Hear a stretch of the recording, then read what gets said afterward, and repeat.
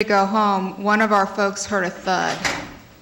Another employee went to the cubicle next door and saw a coworker slumped over her desk. The slumped over woman then fell to the floor. As the supervisor came out of her office, she heard the receptionist tell the 911 operator that one of our employees has passed out. And in fact, the woman on the floor was no longer breathing and her skin color had already begun to change. The supervisor knew that this person had a pre-existing heart condition. Though only in her 40s, she had already started a cardiac rehab program. The supervisor and another employee, a nurse and an EMT, by training, rushed to the fallen employee. They called 911. They could not find a pulse, and so they began CPR. At that point, they managed to improve her color, but the situation was very dire. The first responders worked on her for 10 minutes or so and got a heart rhythm and got the woman breathing on her own. And then they rushed her to a hospital and into intensive care, but she was in a coma and her survival did not look like it was going to happen.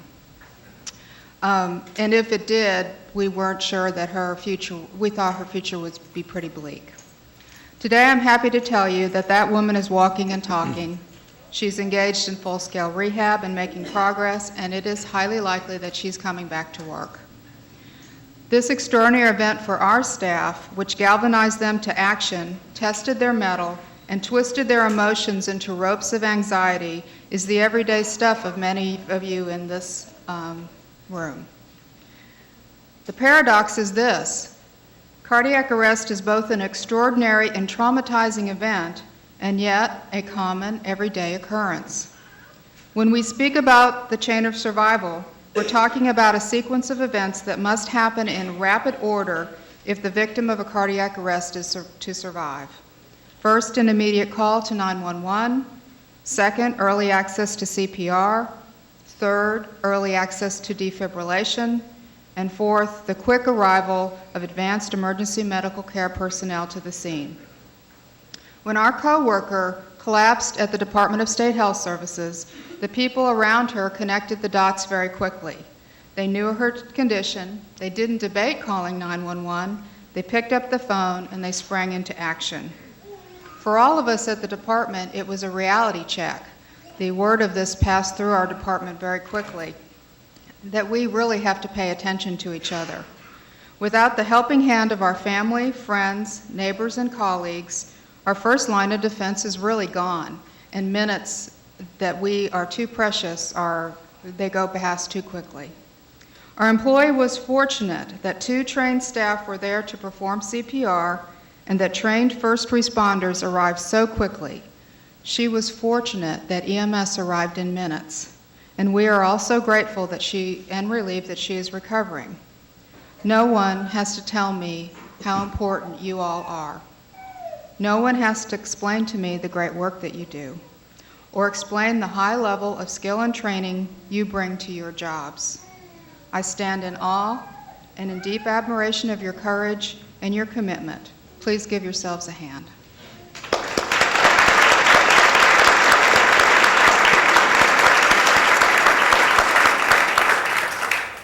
The Department of State Health Services is as dedicated to help you deliver the best patient care possible as was the Texas Department of Health. Ever since 9/11, I don't think the country has been able to look at EMS personnel, firemen or police officers quite the same way. Those of us who have worked in the medical field, we understand. The lives that are in your hands are our mothers and our daughters, our fathers and sons, our leaders of today, our hopes for tomorrow, our neighbors and our colleagues.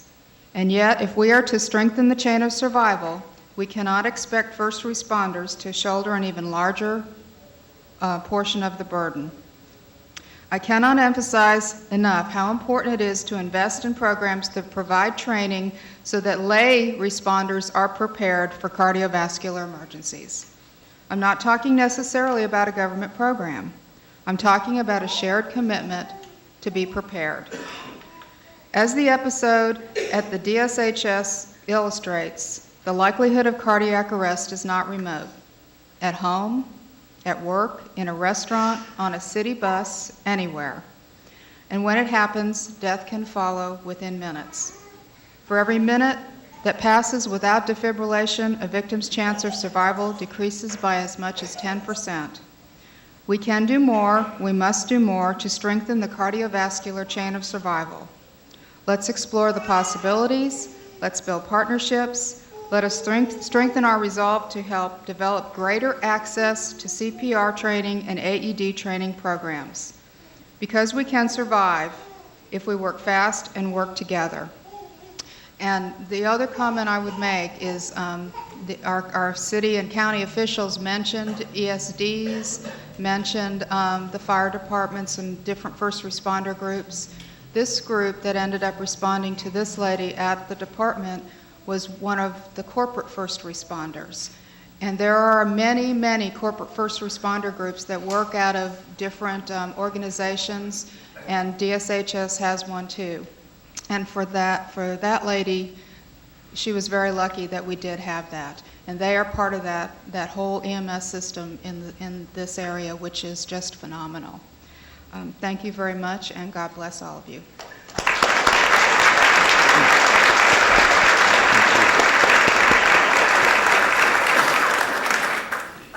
Thank you, Kathy, very much. I am remiss. I want to introduce a few of our other special guests. Councilmember Dunkerley, I believe was, oh, there you are, then thank you.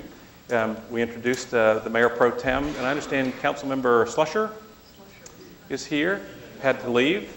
Our Fire Chief, Acting Fire Chief, Chief Jim Evans. In the back of the room, our former fire chief, actually, the City of Austin, Chief Gary Warren, who is Sam Bass, Chief of the Sam Bass Fire Department, is with us today. Our EMS Director for Austin Travis County EMS, Richard Harrington, is with us today.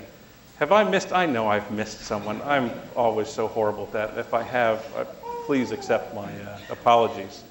What I'd like to do is we in the Survivor Austin Partnership wanted to do something to emphasize how important it is when, as we call it, and of course everyone in uniform in the room probably knows what I'm talking about, when all the planets align.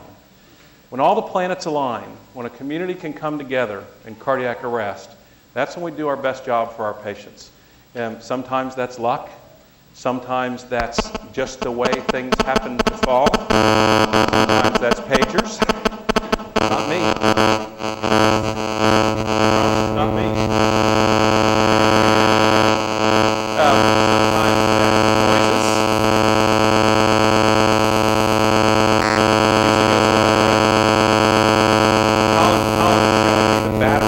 Cell phone. He's so sure that I'm going to blame this on. He is showing me the battery out of his cell phone. But it also takes planning and skill and training. And by the way, this building, throughout this building, as many buildings in our community now, have public access defibrillators so that if something were to happen, as it is in our airport, as it is in many of our county buildings, as it is in the convention center, those defibrillators are available in a cabinet so that we can act quickly and take care of those patients who may suffer out-of-hospital cardiac arrest. What you may not know, and you heard some of the statistics, but what you may not know is this is a time-dependent process, and I know all of you in uniform know that. But this is a time-dependent process that if we make a decision or if we do something wrong, but it only takes 2 minutes, it only takes 2 minutes, we've lost a 20% chance of survival. So everything that we do, everything that we try and put together to make happen is dependent on us doing it quickly as well. For every minute we don't defibrillate someone, their survival decreases by 10%. So that choreography of getting us all together and getting us to provide care as a team is extraordinarily important. The Survivor Austin Partnership, a group made up of the American Heart Association, Austin Travis County EMS, the Austin Fire Departments, and the Travis County Fire Departments, the group wanted to show and illustrate what the chain of survival actually means. That early access, that early 911 access, that early CPR, that early defibrillation, that would be the cell phone call for the early access piece, and finally early advanced care. And to do that, we're going to tell you a story. But we're going to tell you a story through the 911 tapes, through the eyes and the minds of folks involved in a very special call in this past year.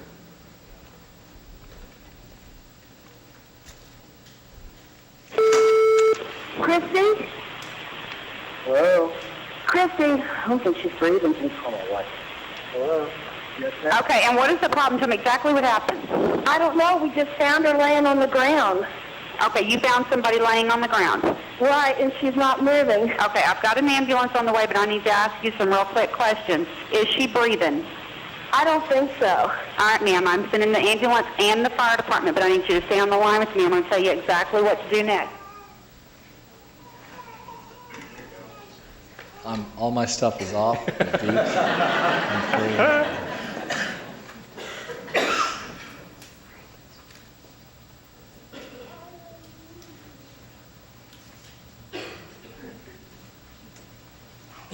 You're going to ask questions, or I'm just going to talk? Well, I guess I was a famous jogger. That wasn't me beeping.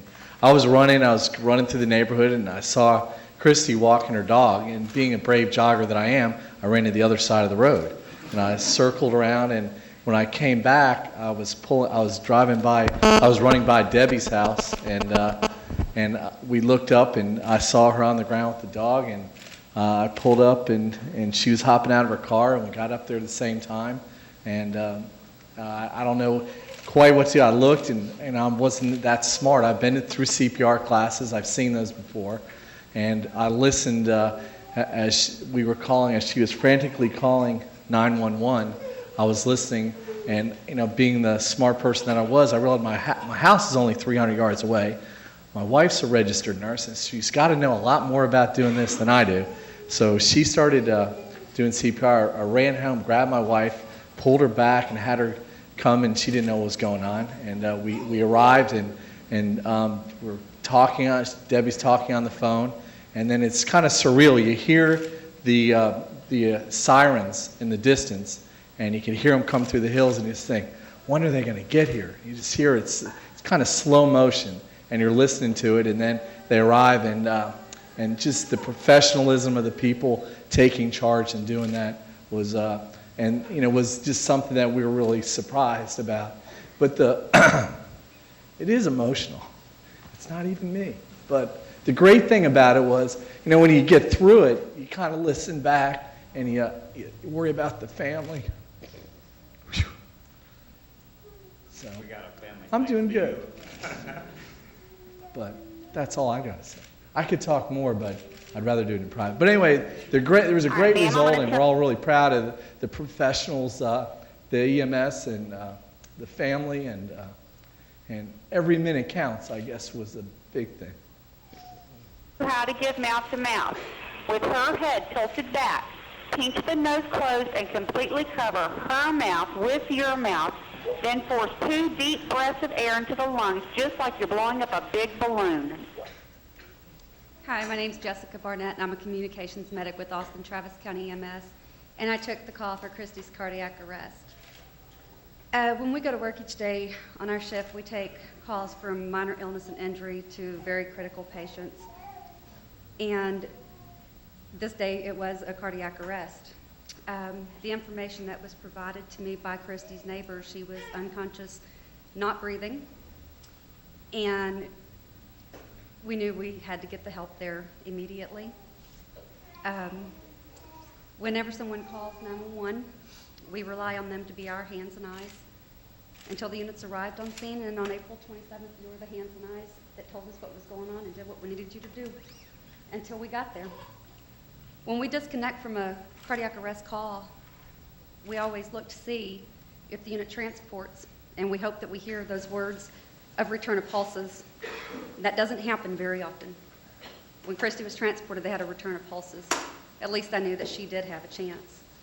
It took a lot of modern technology, an untold number of people, and the grace of God to save Christi's life, and I am just very grateful that I did my part, my very small part. Thank you.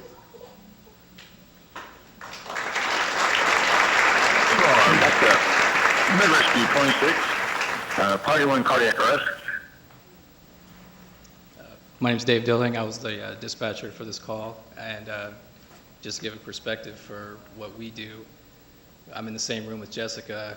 She's on the phone with the caller over here, and there's just that timeless feeling that you know how serious it is on the scene, and you're just hoping that they find the caller, we send them to the right place, hoping we have all the information correct is the best thing we can do. So what is only usually takes less than 5 minutes seems like an eternity in the comm center. So that's where we're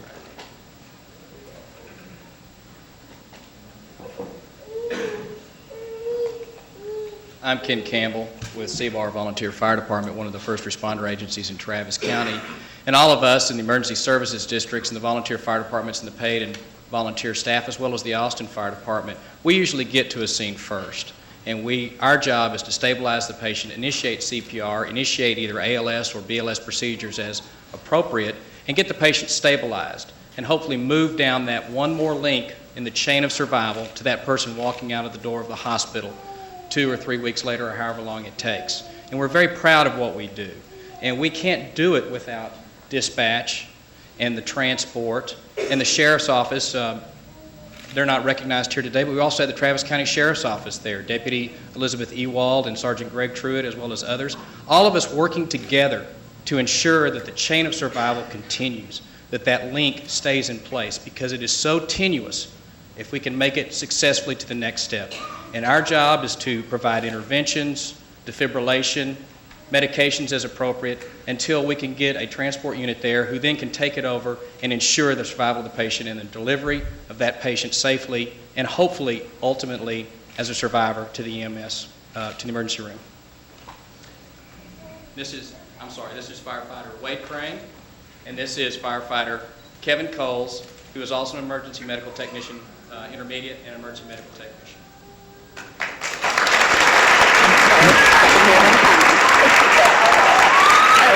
The ambulance is coming back the corner right now.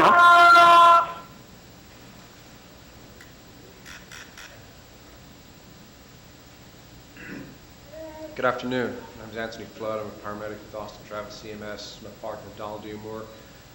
On that fateful day, excuse me, I have a cold. We were actually very close to the call by virtue of the fact we were returning from another call with transport to the hospital. The GPS system, GPS system tracked us as being the closest to the call, dispatched us. We were on scene within 3 minutes. When we got on scene, Donald did a rapid assessment, determined the patient needed defibrillation, quickly defibrillated. We actually had pulses back before I even got her intubated. While Donald was getting the defibrillation ready, I intubated the patient. We got our airway established, and with the help of the fire department, we packaged and transported to South Austin. And en route to South Austin, the patient's level of consciousness improved somewhat. Pulses became stronger, and we got a strong blood pressure. Thank you.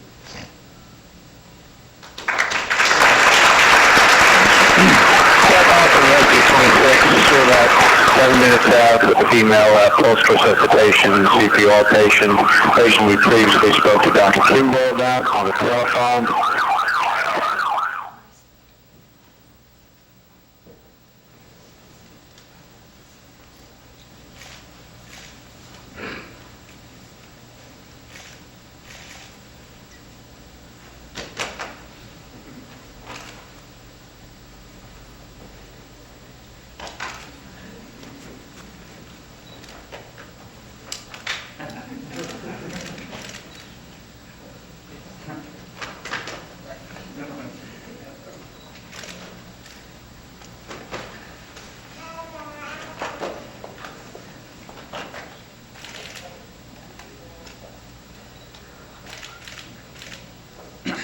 Hi, my name is Jim Hesson.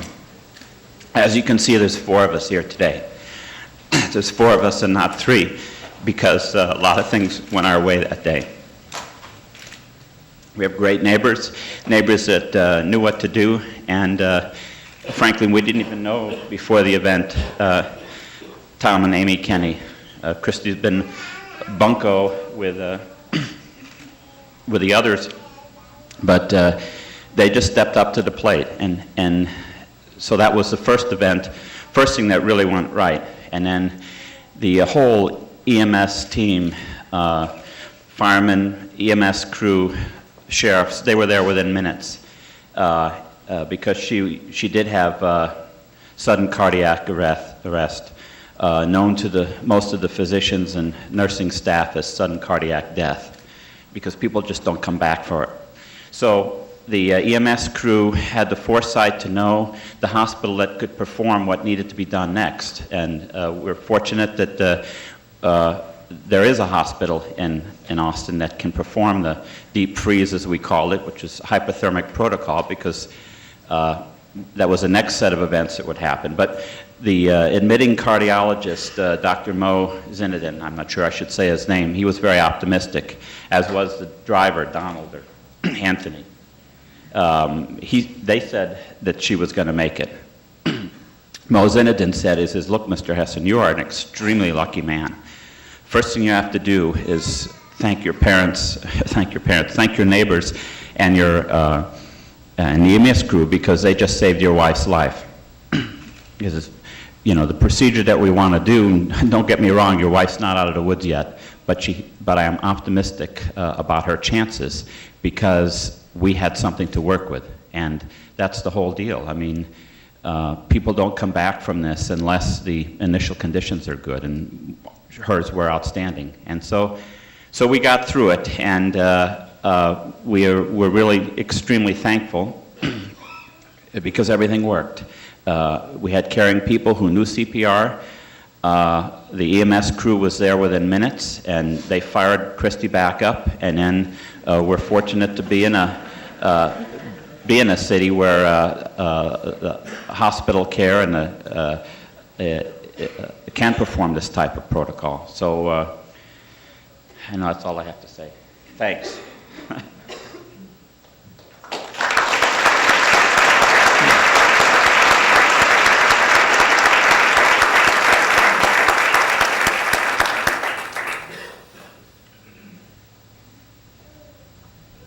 Thank you all. I think one of the things that we wanted to do and we wanted to show is that it is the team.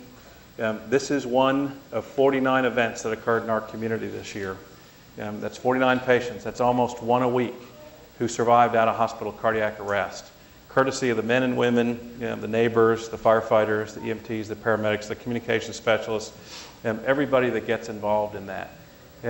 I would send a special message to the Hesson family.